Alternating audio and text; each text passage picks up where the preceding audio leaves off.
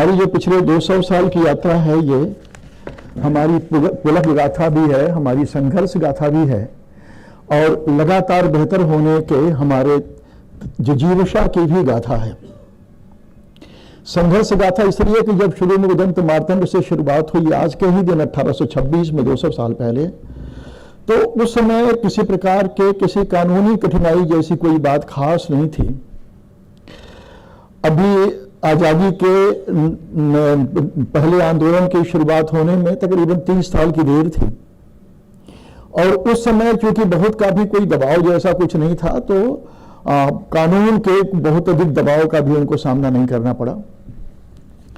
लेकिन उसके बाद जो 200 वर्षों में जिसके बारे में कि अभी मैं चर्चा करने की कोशिश करूंगा, वो ये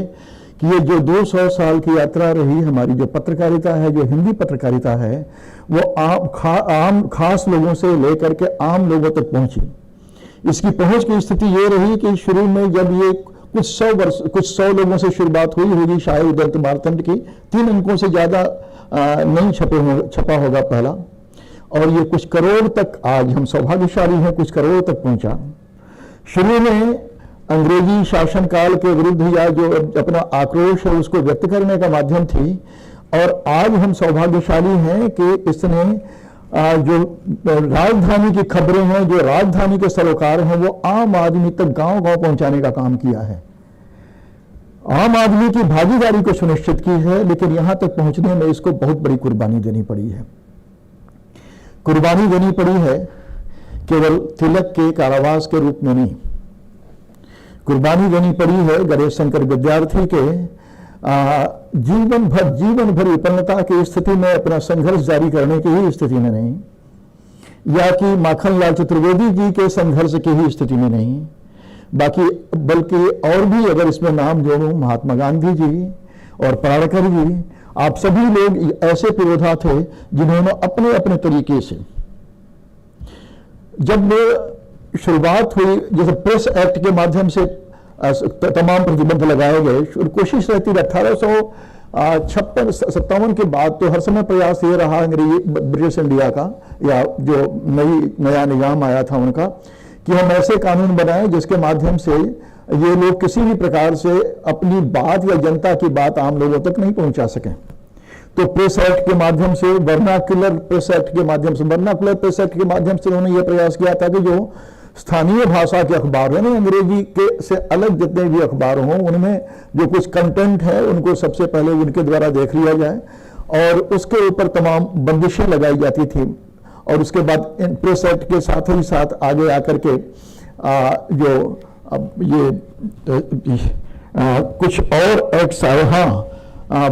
जो official secrets act, press emergency powers act और इंडियन प्रेस एक्ट के माध्यम से जो तमाम बंदिशें लगी, इन सभी में जो हमारे पुरोधाओं ने, जो हमारे प्रेस से जुड़े हुए लोगों ने जो कुर्बानी दी और जिस तरीके से लड़े, मैं 1-2 उदाहरण देता हूं और उसके बाद अपने आगे बढ़ता हूं। तिलक जी का जब ट्रायल हो रहा था, तिलक का ट्रायल 3 बार ट्रायल हुआ देशद्रोह को लेकर के, और जो एक ट्रायल में उनको जब कन्विक्शन हुआ उनका, तो कन्विक्शन के समय उन्होंने जो अपनी बात कही वो बहुत महत्वपूर्ण है। वो आज भी हमारे बहुत से न्यायाधीश लोग उसका उदाहरण देते हैं, उसके बारे में चर्चा करते हैं,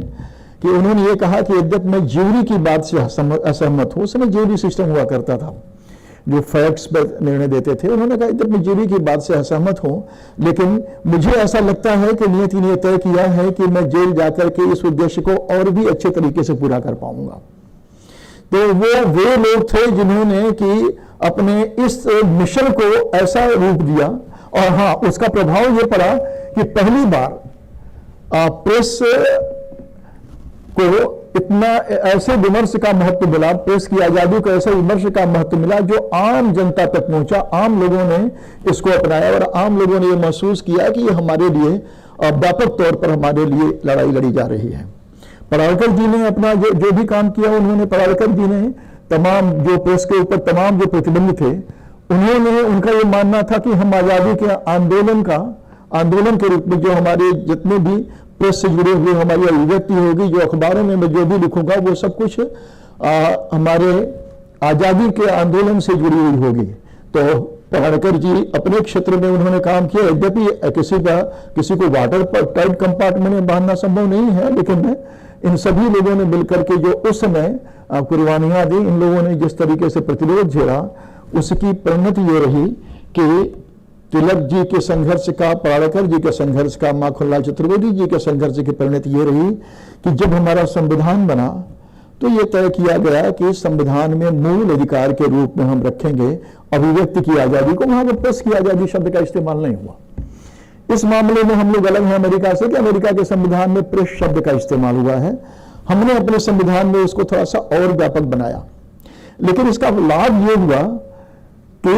ये केवल अखबार की यानी कि केवल प्रेस की ही आजादी नहीं, बल्कि अभिव्यक्ति के जितने भी माध्यम हैं उन सभी को अपने आप में इसने अपने आप से जोड़ा। और हम केवल प्रेस नहीं बल्कि अन्य किसी भी माध्यम से, चाहे हम कैरिकेचर करें, चाहे हम ड्रामा करें या कुछ भी करें, सब कुछ उसका हिस्सा हो गया। और एक इसका जो सबसे बड़ा लाभ हुआ कि अब किसी भी तिलक को राष्ट्रद्रोह के अपराध में जेल जाने की आवश्यकता नहीं पड़ेगी। एक जो फायदा हुआ, इसका बहुत बड़ा फायदा हुआ, अब किसी भी सुकरात जैसे व्यक्ति को भी जो समाज से अलग हट करके समाज के लिए सोचना चाहता है, उसको विष पीने की आवश्यकता नहीं पड़ेगी। फंडामेंटल राइट्स ने हमें कम से कम ये सुविधा दी और इसका प्रभाव भी पड़ा। फंडामेंटल राइट्स के आने के बाद जो सबसे बड़ा प्रभाव पड़ा वो ये कि धीरे धीरे अखबारों की संख्या में वृद्धि हुई। शुरू में सबसे पहला, यद्यपि सरकार की ओर से भी कम कोशिशें नहीं की गई। 1950 में ही जब सरकार ने ये तय किया कि हम अखबार को, ये उन्होंने क्रॉसरोड्स नाम की एक पत्रिका के ऊपर प्रतिबंध लगाया। वो गए कोर्ट में, और आपको मतलब अभी भी मुझे भी आश्चर्य होता है सुनकर के कि सरकार की ओर से ये दलील दी गई कि अखबार, वहां पर जो अभिव्यक्ति की आजादी शब्द है उसमें अखबार नहीं आता। खैर सुप्रीम कोर्ट ने सन 50 में ये बता दिया साफ साफ कि इसके अंतर्गत अखबार शब्द भी आता है और इसके अंतर्गत प्रेस की आजादी भी आती है। और हम सौभाग्यशाली एक मामले में और है, यहां पर मैं शुरू में ही थोड़ी सी एक बात की चर्चा जरूर करना चाहूंगा आप सभी लोगों से कि हम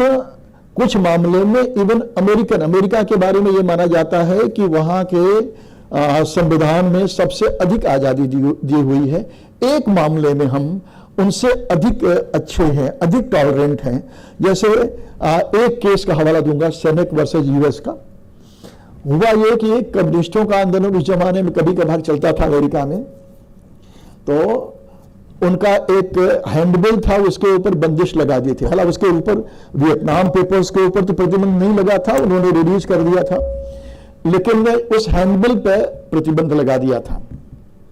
जब वो व्यक्ति गया सुप्रीम कोर्ट में, तो सुप्रीम कोर्ट की जो पंक्तियां हैं आप सबको आश्चर्य में डालेंगे। उन्होंने कहा kill the serpent while it is in the egg. जैसे हम सेंसरशिप, जिसको हम बिल्कुल स्वीकार नहीं कर सकते, प्री सेंसरशिप को हम स्वीकार ही नहीं कर सकते, लेकिन अमेरिका में ये इस मामले में मान्य है। जो उनके लिए बिल्कुल अस्वीकार्य है उसके लिए बिल्कुल वो इनटॉलरेंट है। हम कम से कम इस मामले में इनटॉलरेंट किसी भी पूरा सन 50 से ही लेकर के अब तक अगर हम लोग देखें तो इस मामले में हम लोग इनटॉलरेंट किसी भी तरह से नहीं है। बल्कि सुप्रीम कोर्ट ने हर स्टेज पर यह प्रयास किया कि जो अभिव्यक्ति की आजादी है उसको उस मामले में मदद करें। जैसे ब्रजभूषण के केस में एक केस है ब्रजभूषण बनाम दिल्ली का। इसमें व्यवस्था ये दी गई कि पहले ये प्री सेंसरशिप होगी, उसके बाद अखबार को रिलीज किया जाएगा। वो जमाना था जिसमें दंगे चल रहे थे और पंजाब से जो आने वाली खबरें थे वो लोगों को विचलित कर रही थी,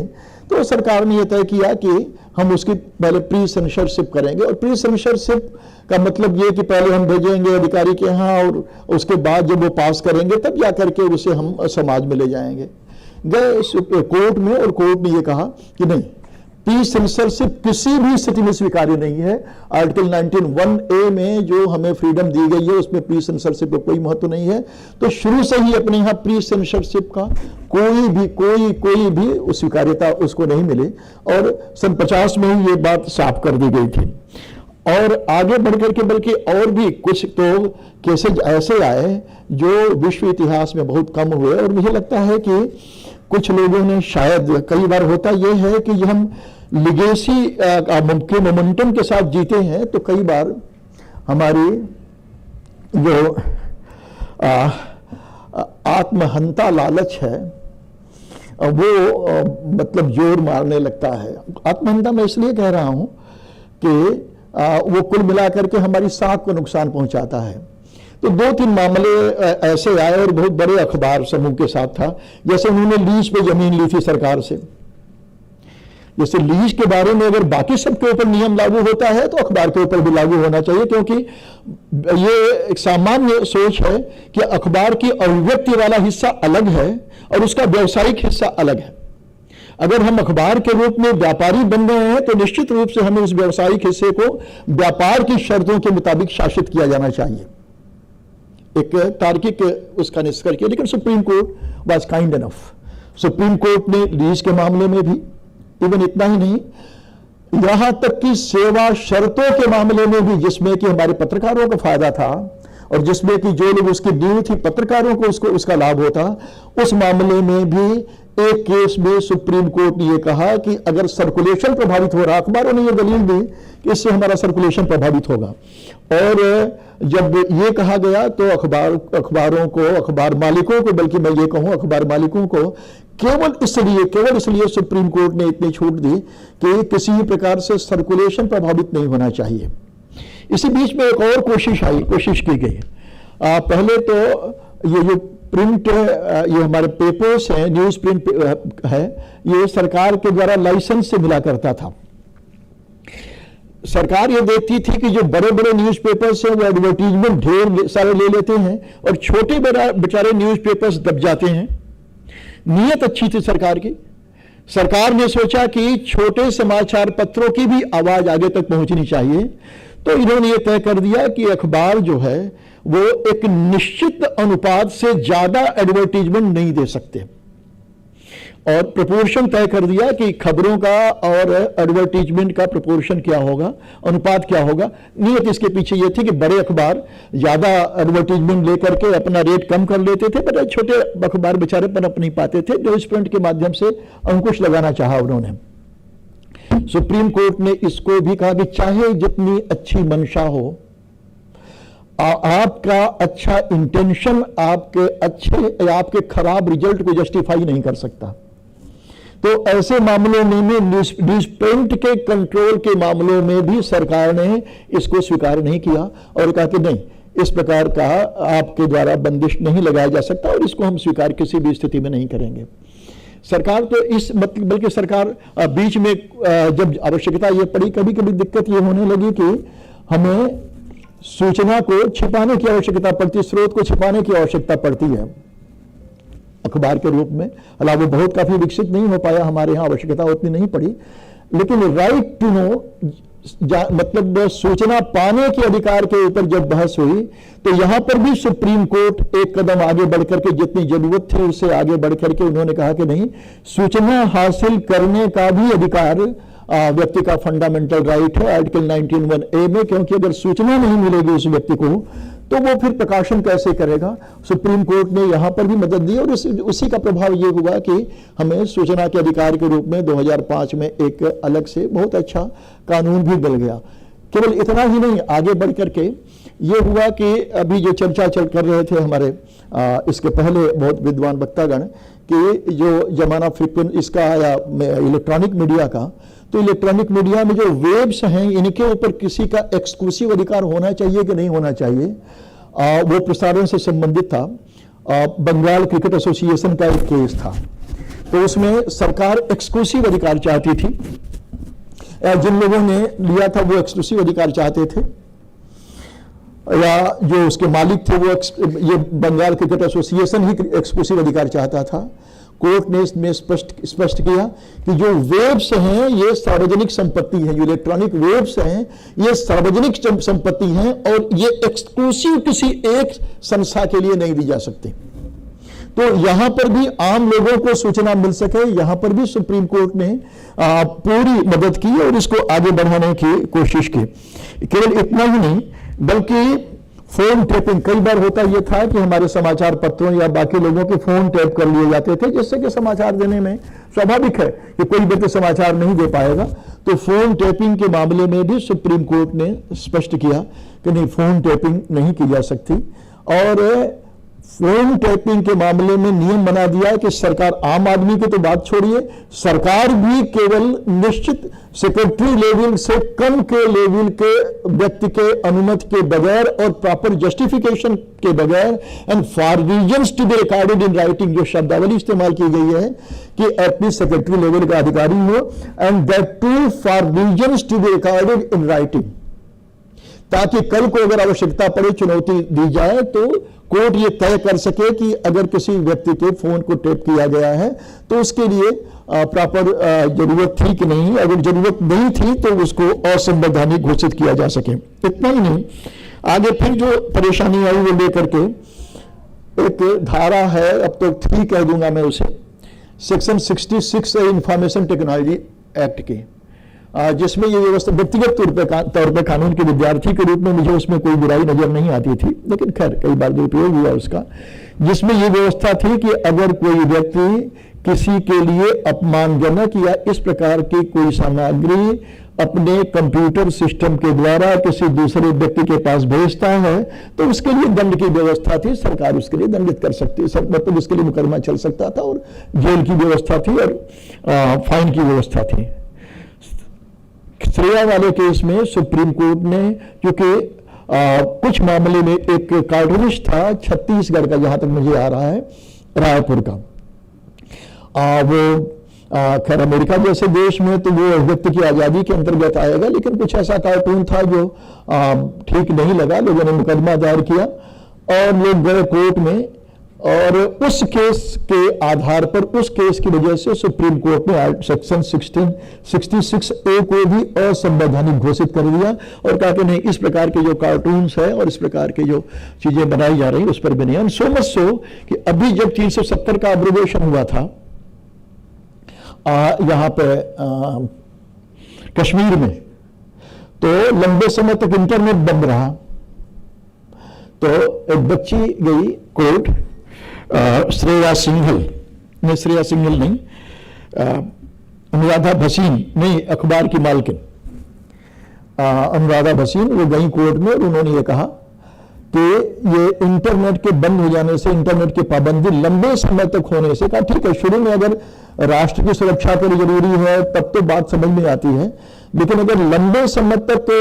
ये इस प्रकार से इंटरनेट बंद रहेगा तो ये हमारी प्रेस की आजादी के ऊपर प्रतिबंध लगाता है। और इसका परिणाम ये हुआ कि वहां पर इंटरनेट को बंद किए जाने का जो आदेश था उसको क्वैश कर दिया गया और कहा गया कि नहीं, इंटरनेट बंद नहीं कर सकते। अभी 2023 का एक मामला है जिसमें कि एक चैनल को, मीडिया वन टीवी को, उनके लाइसेंस का रिन्यूअल नहीं हो रहा था, इसलिए कि सरकार को यह मानना था कि ये जो कंटेंट दे रहे हैं वो कुछ ऐसा है जो राष्ट्र की एकता के लिए, अखंडता के लिए खतरा पैदा करता है, रिन्यूअल के लिए मना कर रहे थे। कोर्ट ने कहा कि नहीं, आप ऐसा नहीं कर सकते। तो अब तक की जो यात्रा है अब वो ये है कि अब किसी भी प्रकार का सरकारी प्रतिरोध के, किसी प्रकार के प्रतिरोध की या सरकारी दबाव की कोई भी गुंजाइश अब नहीं रह गई है। न तो कोई सरकार ऐसी स्थिति में है कि प्रेस के ऊपर किसी प्रकार की बंदिश लगा सके, लेकिन बस केवल उसमें यह है कि जो प्रेस की ताकत, अब तक जो प्रेस की ताकत रही है वो रही है उसकी विश्वसनीयता। हम जो कुछ इतना कर पाए या कोर्ट हमें जो कुछ इतना कर पाया हमारे लिए, आर्टिकल 19(1)A में जो हमें आज़ादी मिल पाई, वो आज़ादी तिलक के तपस्या की वजह से मिल पाई, वो आज़ादी माखनलाल चतुर्वेदी जी की वजह से मिल पाई, वो आज़ादी गणेश शंकर विद्यार्थी जी की वजह से मिल पाई, या कि वो आज़ादी उन जैसे बालकृष्ण शर्मा नवीन भी उसमें शामिल हैं, इन लोगों की वजह से मिल पाई। तो उस लिगेसी की वजह से हमें ये आज़ादी मिल गई। लेकिन डेमोक्रेसी का एक सूत्र है कि किसी भी आज़ादी को बरकरार रखने के लिए हमें उन मूल्यों को भी बरकरार रखना होता है जिनकी वजह से हमें वो आजादी मिली हुई है। लंबे समय तक वो फिक्स डिपॉजिट नहीं है, that is a recurring deposit. If we have to continue with that one, with that freedom, we have to deposit that legacy in recurring mode. Okay, that is not a fix deposit, कुछ समय तक चलेगा, उसके बाद हम अपना जो महत्व है वो खो जाएंगे। तो अब जो सबसे बड़ी आवश्यकता है, अगर हम आज हम 200 साल के बाद या 200 साल पर जब हम यहाँ पर बैठे हुए हैं, तो निश्चित रूप से हमारी इस पीढ़ी की ये जिम्मेदारी है कि हम इस विषय पर भी चर्चा करें कि आखिर हम अपने इस जो हमारा ये हमारी क्षमता है, इसको हम किस तरीके से आगे बढ़ा सकते हैं, इस लिगेसी को हम कैसे आगे बढ़ा सकते हैं। तो नंबर एक, जो जैसे स्टिंग पत्रकारिता है, स्टिंग पत्रकारिता में मैं एक उदाहरण केवल देकर के आगे बढ़ रहा हूं, एक उदाहरण दे रहा हूं। स्टिंग पत्रकारिता पूरी दुनिया में कोई अलग से कानून नहीं है, लेकिन जो पश्चिमी ममालिक हैं उन लोगों ने एक नियम बना रखा है कि स्टिंग पत्रकारिता केवल तब परमिसिबल है जब नंबर एक, स्टिंग करने वाले व्यक्ति का कोई व्यक्तिगत हित न हो, और नंबर दो, कोई पब्लिक पर्पस सॉल्व हो रहा है। If I am doing something, अगर पत्रकार स्टिंग पत्रकारिता अपने व्यक्तिगत हित के लिए कर रहा है, भयावहन के लिए कर रहा है, certainly in that case sting पत्रकारिता इज नॉट परमिसिबल। लेकिन हमारे यहां हम उसको कर रहे हैं, और कोई भी सरकार अभी कोई इस स्थिति में नहीं है कि इसके ऊपर कानून बना सके। नॉट ओनली दैट, अच्छा इसका नुकसान ये हो रहा है कि लोगों का, जनता सब कुछ देखती है। एक सिद्धांत है इस मामले में कि whoever will use one's authority or status, whoever will misuse one's authority or status, he is cursed to lose his status. जो भी व्यक्ति अपने अधिकार को, अपने हैसियत का दुरुपयोग करता है, वह अपनी हैसियत को खोने के लिए अभिशप्त है। राजशाही हो, अंग्रेज हो, सोशल ऑर्डर में जो तथाकथित उच्च जाति के लोग, whoever he or she is, जिसने मिसयूज किया उसने अपनी हैसियत खोई, देर से देर वो खोएगा। अब तक जो उसका अच्छे तरीके से यूज हुआ, अच्छे उसका सदुपयोग हुआ, तो हम we are reaping benefit out of that, मतलब उसका फल खा रहे हैं। लेकिन आने वाली पीढ़ी भी उसका फल उसको मिलता रहे, उसके लिए जरूरी है कि हम उन कार्यों को जरूर करें, उन कार्यों को जरूर करते रहें। नहीं तो जनता तो निश्चित रूप से कुछ समय तक तो हमारी बात टीआरपी के लिए हम कुछ भी करते रहें, वो समझती है, और आने वाले समय में वो समझ जाएगी कि हमारे कहने का कोई मतलब नहीं होता है। हमारे कहने का मतलब वही है जो समाज में एक दूसरे से केवल गप होता है, और इसको जब हमारी विश्वसनीयता खत्म हो जाएगी तो स्वाभाविक है कि इसका प्रभाव भी समाप्त होगा। और एक बात तो जरूर मैं शेयर करूंगा आप सभी से, आप सभी लोग उससे जुड़े हुए हैं, कि जो इलेक्ट्रॉनिक मीडिया है, इलेक्ट्रॉनिक मीडिया को मैं यहां पर समेट ले रहा हूं अपने साथ ही। इलेक्ट्रॉनिक सभी लोग किसी न किसी रेगुलेशन के अधीन हैं, और अच्छा तो यह है कि आत्मनियंत्रण सबसे अच्छा नियंत्रण होता है। लेकिन दो भाग ऐसे हैं, और मजबूत भाग ऐसे हैं समाज के, जो किसी प्रकार का बाहरी नियंत्रण स्वीकार नहीं करते। इवन प्रिंट मीडिया के लिए नियंत्रण है, तमाम कानून है, बाकी सब कुछ है। इवन आपका ये एडिटर्स गिल्ड वगैरह सभी तमाम संस्थाएं हैं, लेकिन प्रेस काउंसिल है, लेकिन वो किसी भी के अधीन नहीं, बल्कि 17 बार ये इलेक्ट्रॉनिक मीडिया को रेगुलेट करने के लिए 17 बार ड्राफ्ट हुए, बनाए गए। अंतिम बार कोशिश हुई 2006 में, बल्कि आदरणीय श्रीधर जी से और मीडिया मीमांसा में हम लोगों ने काफी समय तक चर्चा की थी। अब वो होता हुआ ये कि शुरू में बाल हट या अपने श्रम के माध्यम से जो हमारा ये पत्रकारिता में बिल्कुल अंदर की बात और शेयर कर रहा हूं एक विद्यार्थी के रूप में, कि शुरू में हमने अपने त्याग के आधार पर, अपनी मॉरल सुपीरियरिटी के आधार पर, और कभी कभी बालहट के आधार पर जो ताकत हासिल कर ली, कई बार ऐसा लगता है कि नियंत्रण को स्वीकार न करने की जिद करके हम हेकड़ी दिखा रहे हैं। और अगर कोई भी आत्मनियंत्रण नियंत्रण नहीं होता, और केवल दो ही मजबूत लोग हैं जो किसी भी बाहरी नियंत्रण को मानने को तैयार नहीं, एक इलेक्ट्रॉनिक मीडिया, और सहयोग से दोनों से मैं जुड़ा हुआ हूं। कानून का विद्यार्थी हूं तो इस वाले हिस्से से भी जुड़ा हुआ हूं, क्योंकि वहां पर वो लोग नहीं हैं तो उसके बारे में चर्चा नहीं करूंगा मैं। और यहां पर तो यहाँ पर भी आवश्यक है, और ये जो नियंत्रण जरूरी है वो नियंत्रण केवल समाज के लिए नहीं बल्कि मीडिया को लंबे समय तक प्रभावी बने रहने के लिए और मीडिया को सरवाइव करने के लिए भी ये जरूरी है कि अपने आप को ये नियंत्रण के अधीन लें, क्योंकि टीआरपी का दबाव ऐसा है, क्योंकि बाकी परिस्थितियां ऐसी हैं जिसमें इनका जो अधिकार है ये दुरुपयोग करने के लिए कब ललचाने लगे कुछ भी नहीं कहा जा सकता, और एक दूसरे से बेहतर जो जाने की होड़ है, अधिक लोगों अधिक व्यूवरशिप बढ़ाने की जो होड़ है वो भी कई बार इनको ललचाती है, और जो इनकी हैसियत है वो भी कई बार आत्मनियंत्रण को ये स्वीकार करने की स्थिति में नहीं होती। लेकिन ये जरूरी इसलिए है ये इलेक्ट्रॉनिक मीडिया के ऊपर नियमन का, क्योंकि ऐसे कई क्षण आए हैं यहाँ पर, हम लोगों को शायद अभी सबकी स्मृति में होगा कि 26/11 का जब हुआ था मुंबई वाला, तो लाइव टेलीकास्ट लोग दिखा, बहुत से चैनल लाइव टेलीकास्ट दिखा रहे थे, और रिकॉर्डिंग है उसकी ऑडियो क्लिपिंग्स की, कि वहां से पाकिस्तान से उसी आधार पर मैसेज दिए जा रहे थे कि देखो लोगों ने पोजीशन कहां ले रखी है जब मुंबई में हमला हुआ था। तो ऐसी परिस्थितियों में निश्चित रूप से सरकार के पास ये अधिकार होना चाहिए चैनल्स को डायरेक्शन देने का, जिसको मानने के लिए अभी तैयार नहीं है इलेक्ट्रॉनिक मीडिया। तो ये सब क्षेत्र ऐसे हैं जहां पर कि हमें एक आत्मनियमन तो वो दिन अब निकल चुके हैं, नियमन के नहीं,